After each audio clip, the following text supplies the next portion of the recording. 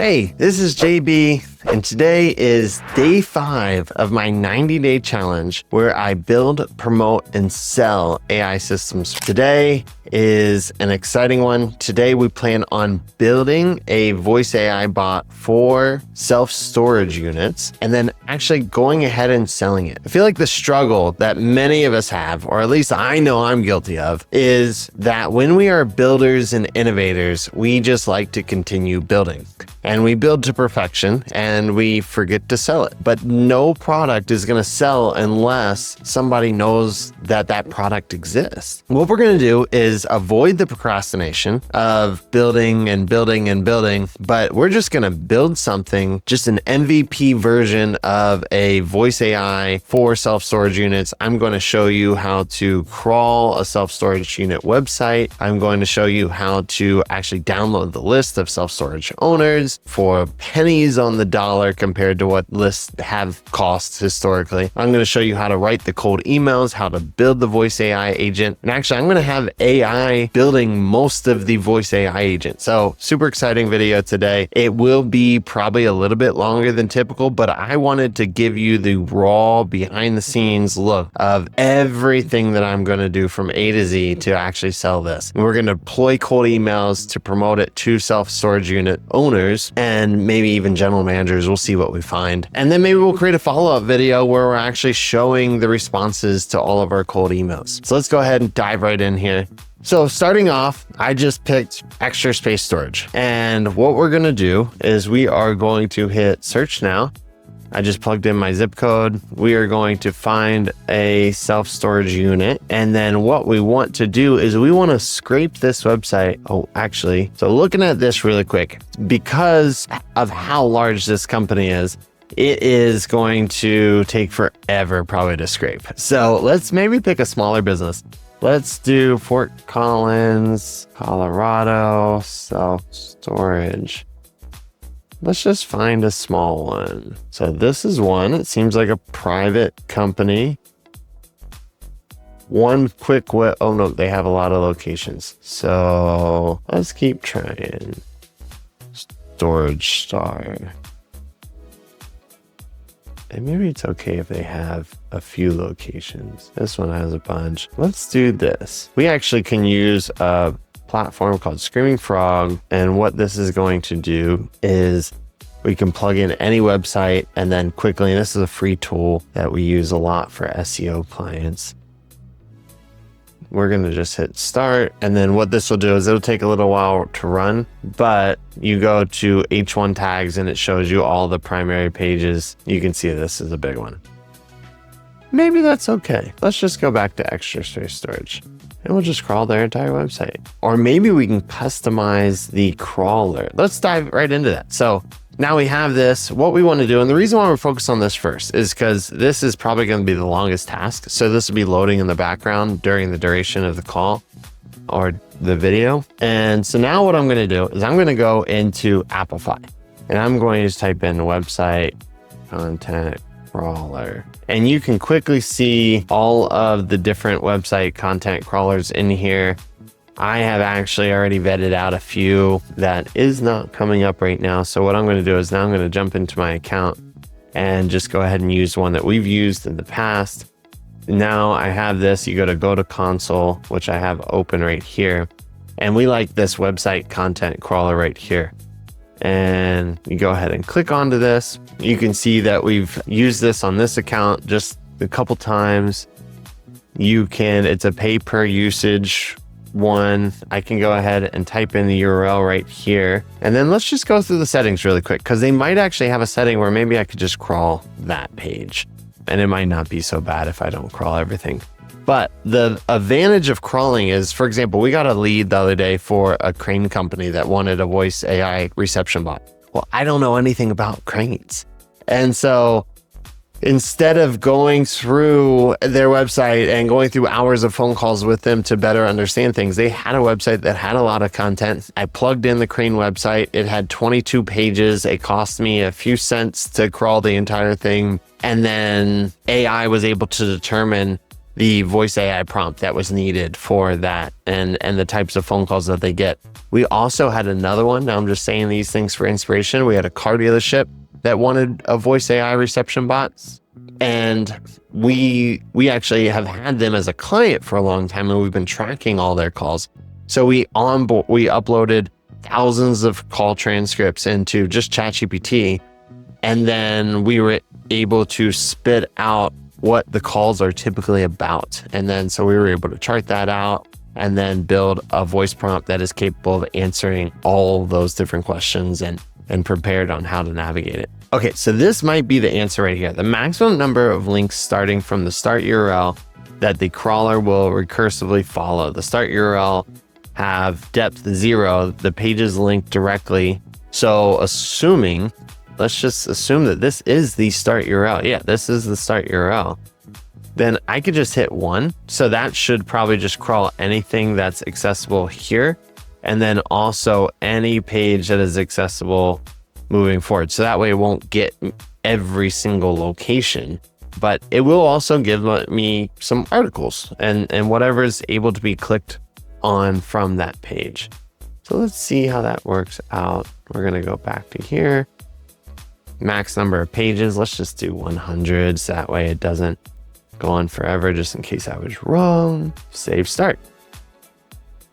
So this is going to run. We're going to let this run in the background a little bit. Then we are going to jump into actually finding the data. So once we build this, we're going to want to go ahead and sell this as soon as we possibly can. And then we can perfect it. Once we get interest from people, then we can go ahead and perfect that product and essentially build it custom for whoever raises their hand first. So now we are going to go into Apollo. I just have a free Apollo account. I've created past videos on how to create that free Apollo account. We're going to go into here, and right now I don't really have anything set up. These are a lot of defaults: owner, co-founder, manager. First, let's narrow it down. You see there's 735 different companies right here.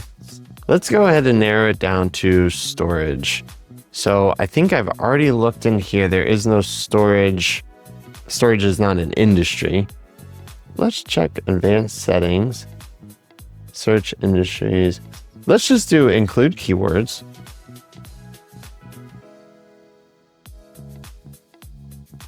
And we'll hit storage and let's see what pops up. Storage guy, boring storage, Viola storage. Now we have 20,000 here. 1 to 10 employees is probably a good size right now. And what we'll probably lead with is that we built an AI service for extra space storage, which isn't really lying. It's not like they've come to us and asked for it, but we truly have built, by the end of this phone call, we would have built something for extra space storage. And so that's a reputable name. We go to these small mom and pops who probably don't have people at the reception desk all the time, or would love it if they didn't have to have people. Maybe they have staffing problems when somebody calls out. They're not going to have a bunch of people on call at these small self-storage units. And like I said, most likely it's an investor that has a cell phone in his pocket, and that's about it. So we're probably going to appeal to them a lot more than anybody else. Let's just double check a few of these just to make sure these truly are self-storage units. So we have Atlanta, Georgia, founded storage owners. We help existing storage owners maximize their potential. Okay, so that's not right, but that might not be bad to target. They probably know a lot of people. Kalamazoo storage offers the most convenient storage experience. I bet you that the majority of this list is going to be self-storage units. Let's just also type in self-storage and see if that goes. I don't know if it's going to go up or down. Oh, it didn't really do anything. Okay, that's fine. And locations, United States. Okay, job titles. Let's actually remove manager, because manager could be the security manager. So that went down to 9,000, but let's just add in like general manager. You know, that's probably good. Owner, co-founder, we'll do founder, CEO. Okay, 14,000. That's plenty of names, and I think we have really relevant titles here. So now we are done. So now what we're going to do is we're actually going to start another Appify process. So all we do is grab this link right here, And then you'll go into, let's back out, but essentially you'll search Appify just like we did before for the website crawler. You'll find an Apollo scraper. And I have an Apollo scraper, again, that we've used in the past. So I'd rather just focus on using those. I think I like this one the most. And I'm going to type in this URL or copy and paste this in here. You can see I've actually already done some of this self-storage, but I'm going to do it completely over again and look at my run options. I want to make sure that it gives me all the records that I need. Total number of records required.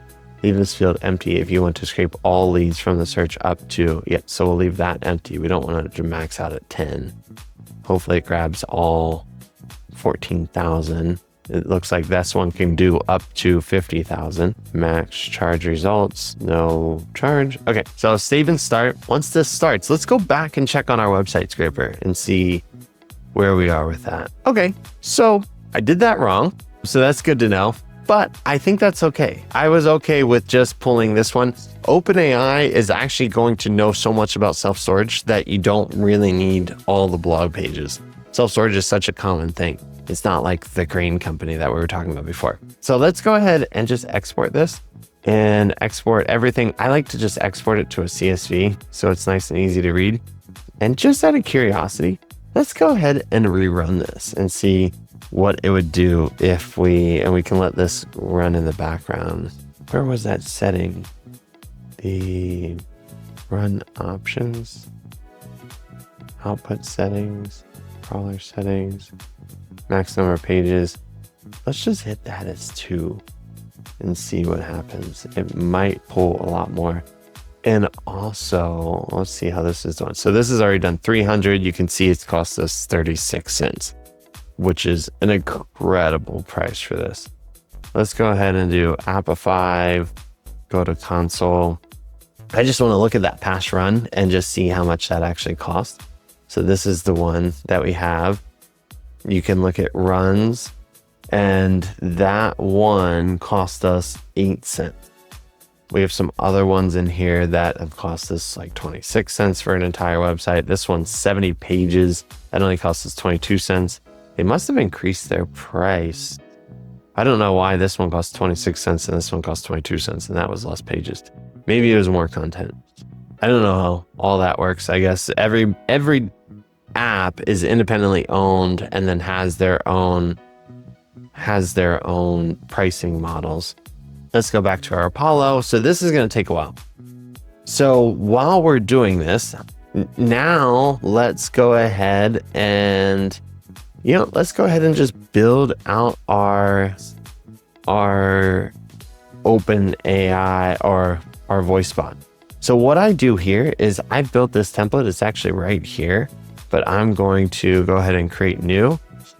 And then I'm going to upload 2 things in here. So I have this data set, which is the export of just that one page. And then I'm going to upload another thing in here. I have to go over, find our template, resources. So I have this in a TXT file. I'm actually going to drop our template into our school community. You'll see every resource categorized by video. So you would just go find the day 5 video and then it'll be right under there. So that way you can use this for any industry and just plug in our template and it will spit out a voice AI agent single prompt as you're about to see right here. So let's just type in, I have attached information on a self-storage facility in Loveland, Colorado. This is an extra space storage location.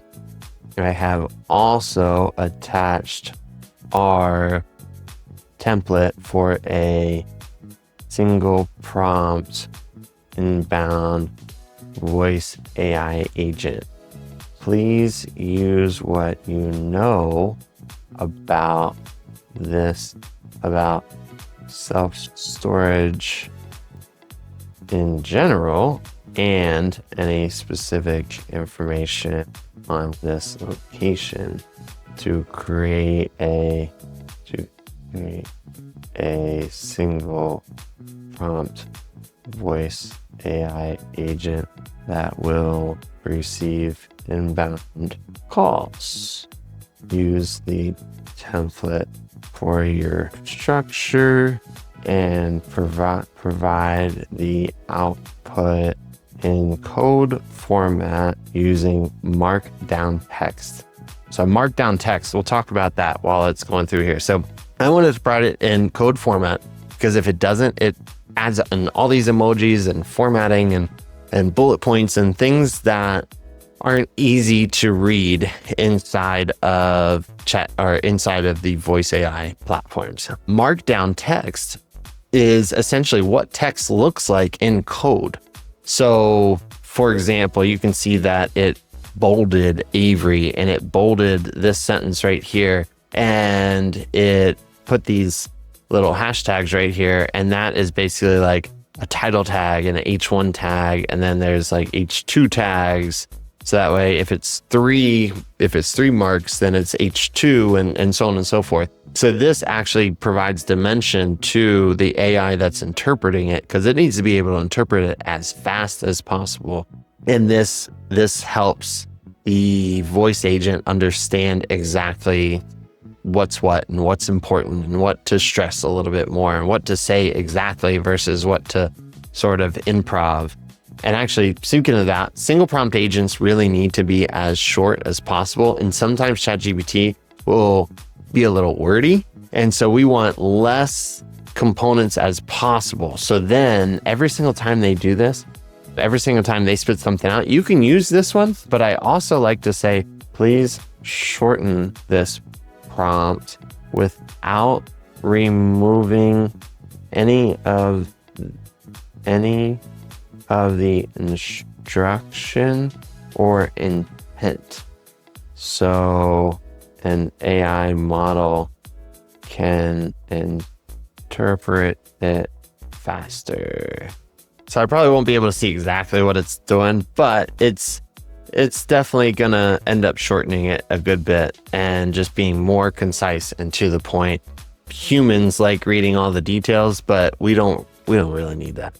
You can see it actually did use all the information from here. So website, extra space storage. Let's actually drop this into, I like to drop it into a code editor because actually I'll show you why in a second.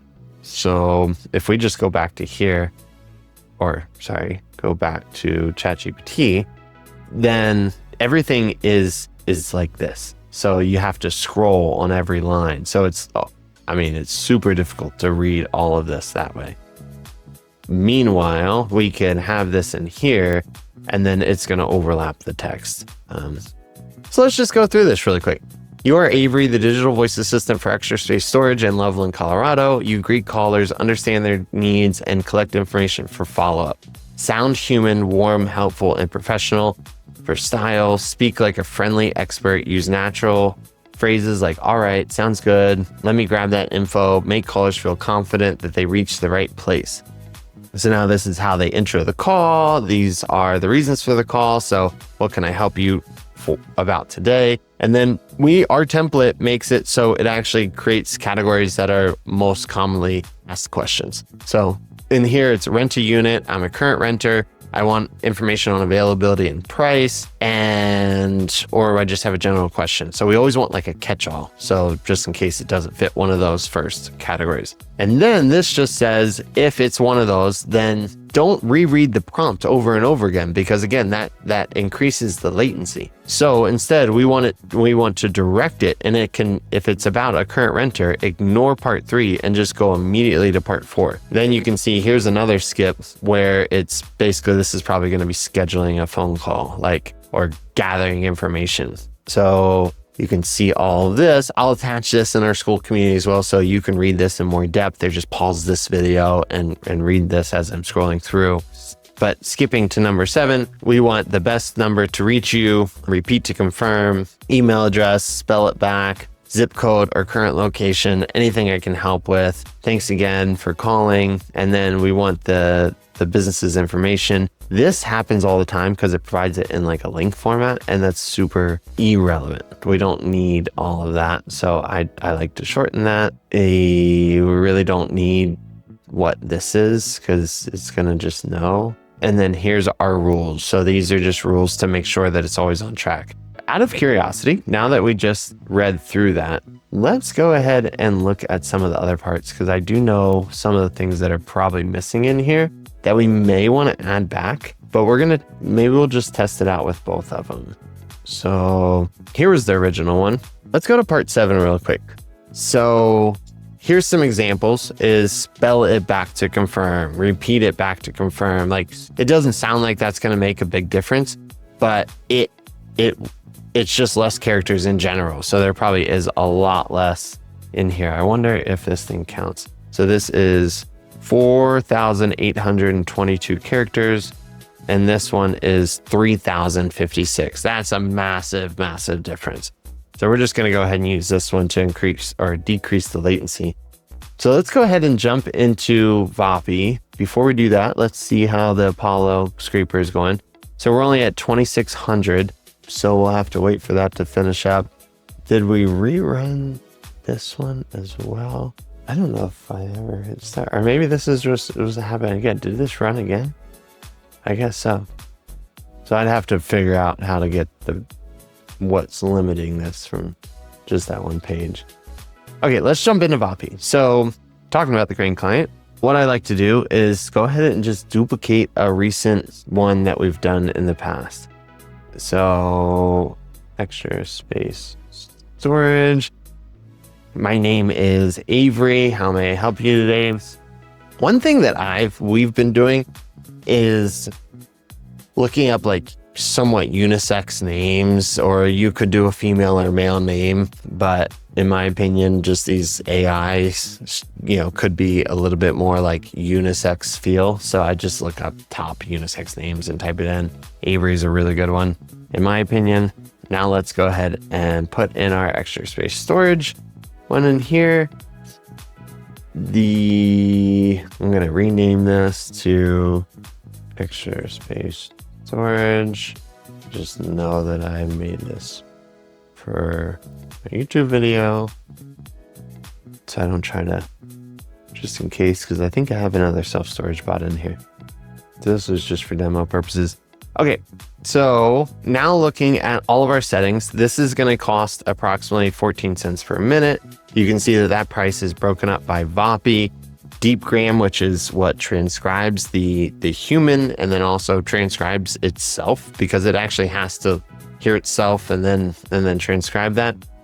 ChatGPT 4.0, which actually ChatGPT 5 should be coming out soon. So we're hoping that that'll make massive movements in voice AI technology and what that's going to do.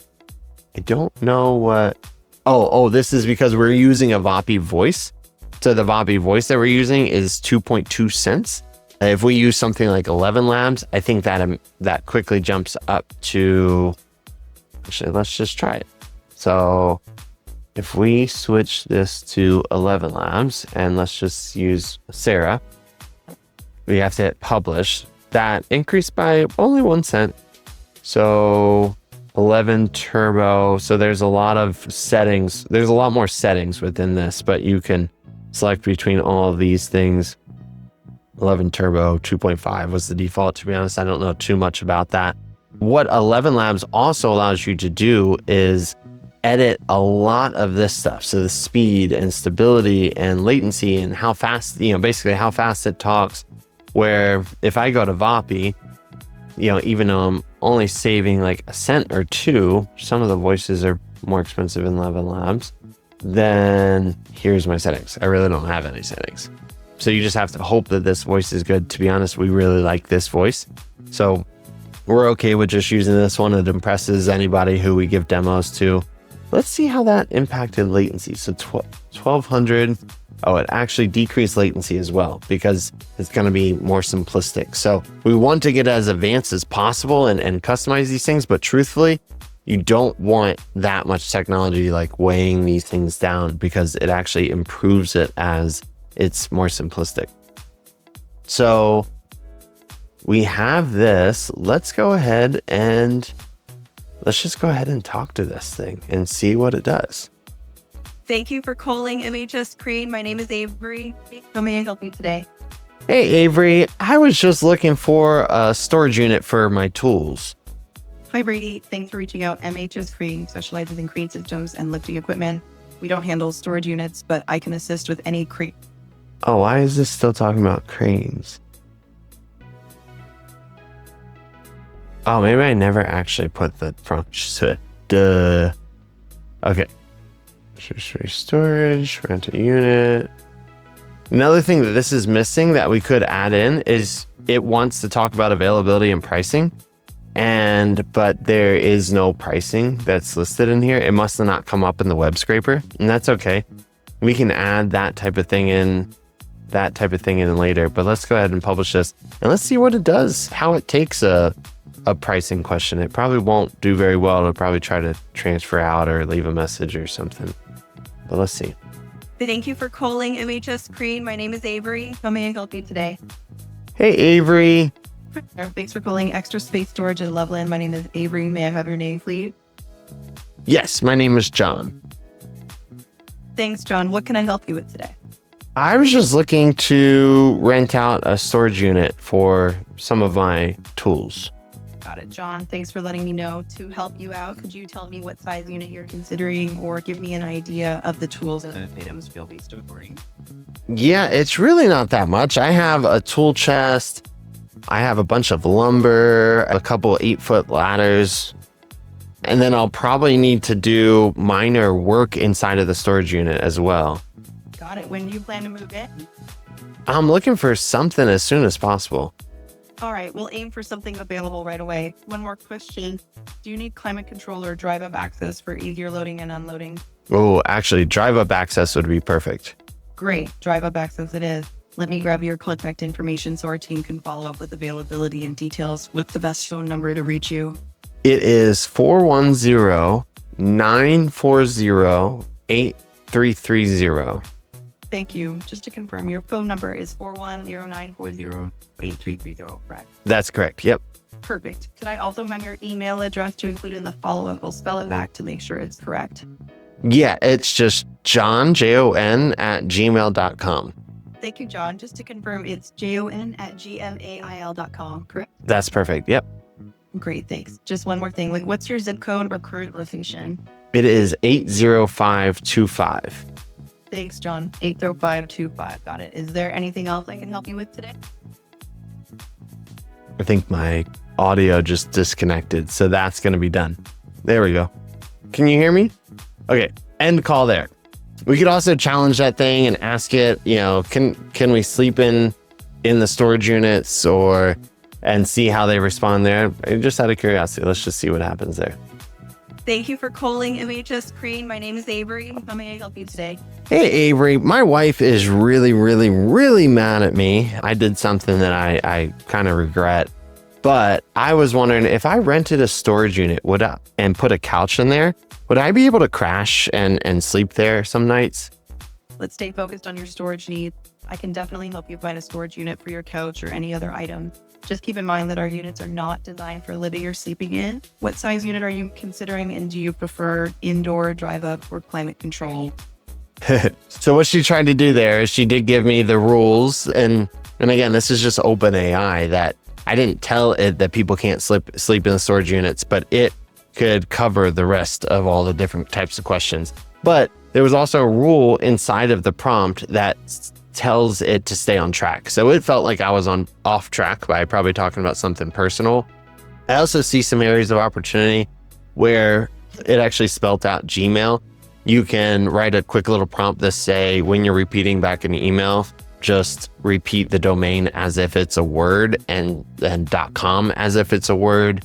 Another thing that happens, which I think it did good at, but is when it's repeating back phone numbers, normally it repeats it back as 555, 555, 5555. And instead we tell it to repeat it back one word at a time, as if every number is a word. So that would be 555, 555, 5555. And so you can communicate that pace without having all those advanced settings like 11 Labs has. Also, there is some stuff that's built into the voice system. So the Vapi or 11 Labs systems, where it actually knows some of the defaults and it actually has some ground rules baked into it. So now let's just check on our Apollo. This will probably take a while. So instead of just going through and uploading that right away, what we will do is I will probably actually end up downloading one that I already had and show you the next steps.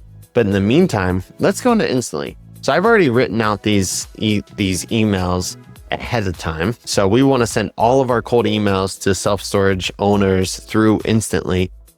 And to save time on this video, I just thought through all this. But so let's run through these videos. What I like to do is for every single cold email, I want to have a step one and then just one follow-up. We don't need to have some massive cadence that lasts 10 years long and where I'm just constantly hitting people. Now, I will say the times where I do want to do that is when I only have maybe a few hundred prospects. So for our main agency that services car dealerships, I know that there's only about 300 something Mitsubishi dealerships in the nation. So if I want to run a campaign to them, then I'll make it 10 steps long because I know that it could hit every single person every other day and not cost too much in email accounts and sending and all the different costs that go into something like the Instantly platform where you're paying for different domain names and different Gmail boxes and just the platform fee that takes in how much in consideration, how many people that you're deploying it to. So let's read through these options. For step one, I always want to do at least 2, if not 3 variations. So that way I can sort of test this. So the subject line here is, let's just say, John, let AI handle your self-storage calls. Then the first sentence, which is probably the most important one, not only for when they open it, but it also shows up as a preview on your phone, is we have built an AI voice receptionist for extra space storage. We would like to see if you'd be interested in implementing it at, and then insert your company name. What we're doing here is, we are not saying that there is a live extra space storage thing or extra space storage as a client, but the truth is we truly did build voice AI for extra space storage. We want to use some sort of name, whether it be a competitor or a big name in the industry, just to add that level of clickability, and this will increase our open rate. We also do this a lot for, I mentioned car dealerships. So let's just say there's Fort Collins, Toyota, but then Loveland is the nearest city, and I want to bring on Fort Collins, Toyota as a client. Well, I'm not going to lie about these things, but if I do have results on some other dealership that is really big in the area, like Loveland, Toyota, I could say, hey, with the $10,000 investment, we help Loveland Toyota sell an incremental 50 units using AI direct mail, and which is something that we truly sell. And then they'll be interested because they'll see one of their competitors' names in the line item right there. So that way we can attract more clients that are in different territories. We can also do that, with those types of companies, is we can do something like that on a national scale. If you know the top 3 Toyota dealerships in the nation, which is like Longo, Toyota, everybody knows who they are if they're in the industry, or if they're just the number 1 in Texas, then we can promote that kind of thing. So anyways, that's the logic there, the marketing logic. As you know, we own Top Marketer. So my expertise is in marketing. Most of our AI systems will be some marketing systems. So continuing on, this is saving self-storage facilities thousands of dollars in staffing costs and ensuring all of their calls are being answered and handled correctly. If you're interested and would like to test the agent, please reply interested. So the idea here is we are providing a value and essentially results. And then we are also giving them some reason to respond to this email. So reply interested. Then next one, these are all going to be sort of variations. What we did here is we actually brought the results up and the credibility a little bit lower. So storage units using our AI voice receptionists are saving thousands of dollars in staffing costs. We also put some of the results up here, saving thousands of dollars with AI and never missing calls. And then we have the same exact lines down here. This one is more aggressive towards extra space storage. So we have extra space storage in the line up top. I wanted to reach out because we're currently running a beta with extra space storage to test our inbound voice AI reception bots. Their main goal is to answer 90% of incoming calls per location, but with only 2 staff members on site, it's tough, especially when both are tied up on the phone or showing units and multiple calls coming in at once. So this is showing like, hey, we're doing this. And also, we know your problems, we know your struggles.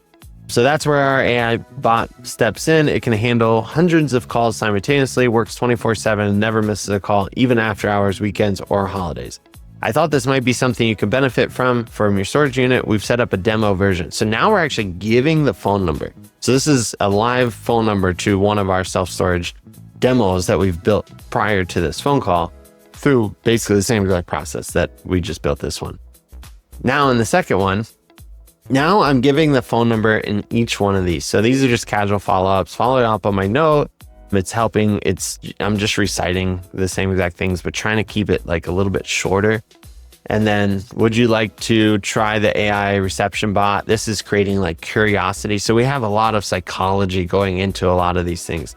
You can call in at any time, blah, blah, blah, phone number to hear how it handles real inbound calls. Extra space storage is already seeing the impact, fewer missed calls, smoother operations, less pressure. So again, this is just to gain as much interest as possible, get people to raise their hands, then we'll jump on the phone with them, and then we'll perfect this self-storage bots. And these things are so quick and easy to ramp up when you know what you're doing. There is more complexities that we won't be able to touch on this phone call, but you can actually upload feeds of their availability. You can upload things like all their pricing sheets. And so that way it's not just in the prompt, but it's actually a knowledge base or a database that it could go and reference. So then the voice AI, when you ask those questions, it'll say, hold on 1 second, let me go check on that. And then it actually pulls that knowledge base and brings it back.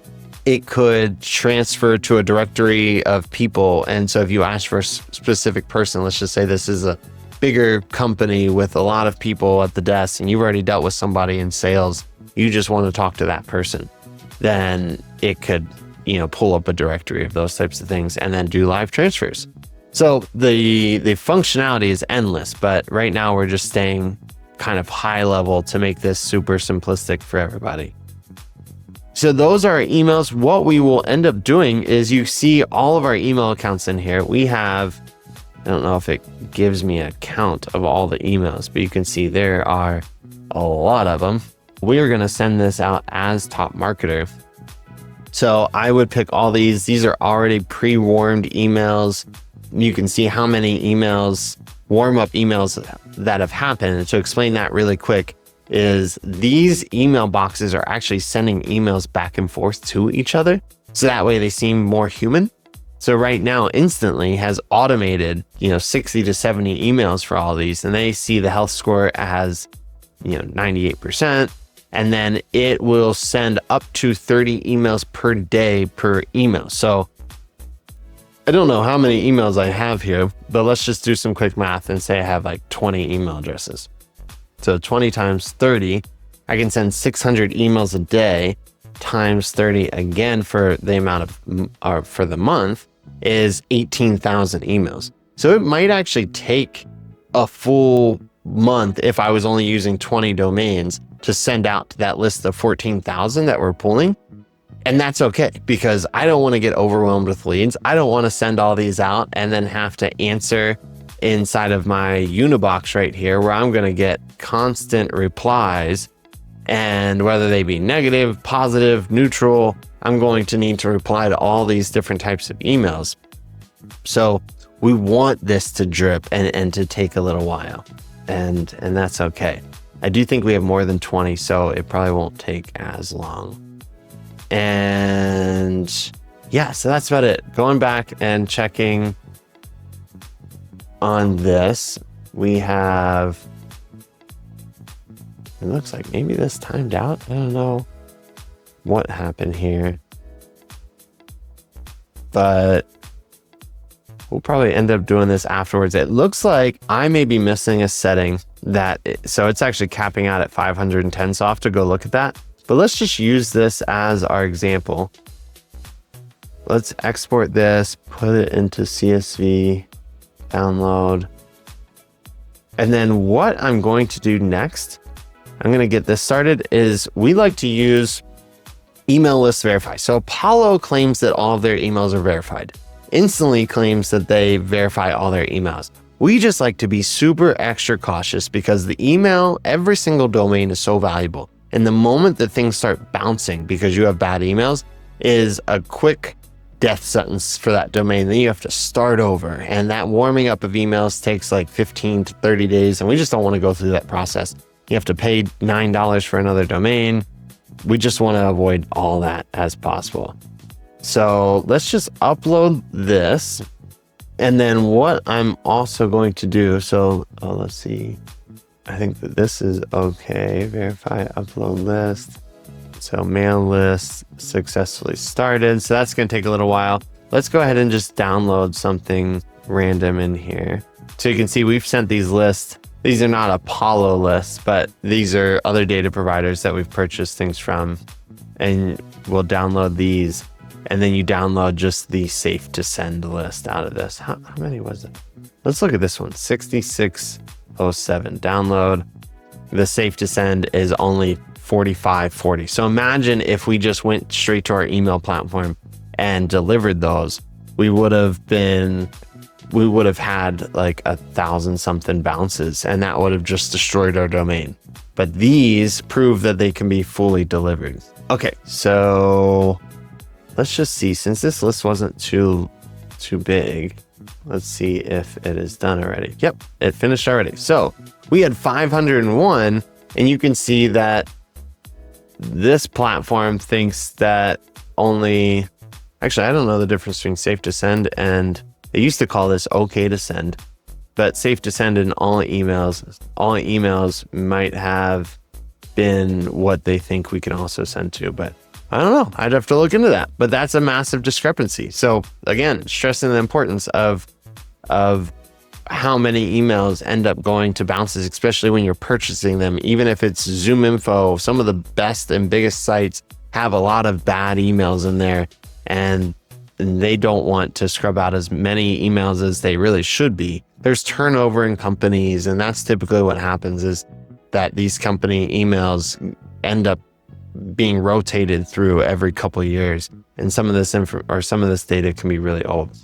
Well, I think that is everything that we wanted to go over. Essentially, we are actually going to launch this email a little bit after because I need to figure out how to pull that full list. And I don't want to spend a bunch of time on here, but we went over all the general concepts. I'm going to launch this email later. We'll create a follow-up email to show any interest that we got, or maybe it'll flop. Look forward to seeing that. Keep an eye out, like and subscribe, or subscribe and turn on notifications to this video. So that way you can keep an eye out for the results here. Hopefully we sell a self-storage bot. So that way we can do that live on this YouTube channel. So I finished recording a few hours ago, but there were some errors within what we were doing in our process that I have since then figured out. And I just wanted to bring to everybody and kind of finish this journey of deploying this email blast. So what we have here is we have our output. What happened here was in my previous video, when I went into here, this tooltip says, leave this field empty if you want to scrape all leads from the search URL up to 50,000 records. Well, come to find out, it was wrong. Cool thing about these Apollo agents is you can actually communicate directly with the developer of this agent. So I went ahead and emailed him. He emailed back and forth. Huge shout out to him for getting on top of that so quickly. What we found out was if you leave this blank like this, then it actually defaults to 510. So what was happening when I was getting these is you can actually check in here and go to input. You can see the code that was essentially provided to this bot, and it says 510. Now, if you go back to my other runs, or the run that I just most recently did, you can see that it actually pulled 14,087. The crazy thing about this is this used to cost thousands of dollars, and right now this costs $16.90. And then if you look at the input, then you can see that it actually says 50,000, and then I have my full output here. What I did notice with this file is it didn't actually successfully pull every single email, and that's okay. I mean, it's still a substantial amount of emails. I went ahead and re-uploaded it into Instantly like we were doing before. And you can see here's my upload. It has 9,277 emails in here. And so when I hit download, we were also a little confused about what all emails is versus safe to send, but that's because the lists were impartial and they didn't all have emails. So they actually pulled out 9,277 emails. 73 or 79% of this was actually valid emails. And so, like I said, that's a huge amount. That's like 2,000, almost 2,000 emails that would have bounced and potentially hurt our domain that now we're getting rid of. So let's go ahead and just download this as a CSV. Then we're going to go into Up Instantly. And what we have done, just to show you and kind of navigate back to this, is we've hit campaigns. We're going to click on our self-storage. Then our sequences are already connected in here. So now we just have to hit leads, CSV, click to upload. And what's going to happen here is Apollo does give you a lot of information. So luckily they default everything to do not import. We've used some email platforms in the past that don't do that. You have to click on that every single time. And so now we just want the obvious stuff. So first name, last name, email, personal email looks like doesn't have any results. So we'll leave that blank as do not import.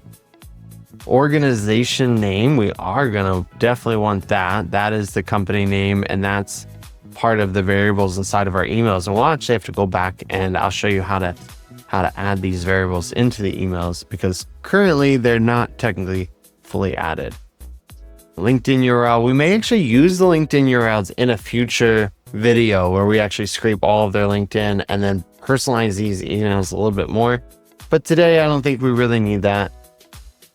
Let's see, job title, industry, we don't need any of those things. I think we might be good. And let me just turn my phone on Do Not Disturb really quick.